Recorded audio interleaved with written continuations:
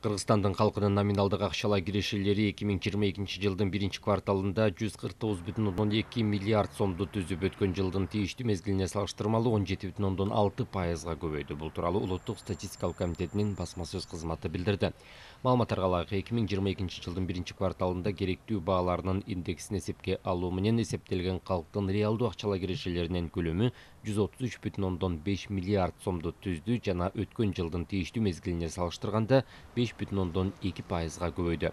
Милдеттүү төлөмдөрдү жана бүчөлүк салымдарды чыгаруу жана кирешелерди мүнөздөгөн калктын киши башына алгандагы колдо болгон акчалай кирешелери 2022 жылдын 1-кварталында айына 7420,1 сомду түздү жана өткөн жылдын тийиштүү мезгилине салыштырганда 15,5%га өстү. Кирешенин эң чоң үлүшү же 66% жумуш менен камсыз болгон кирешеден түшкөн деп айтылат маалыматта.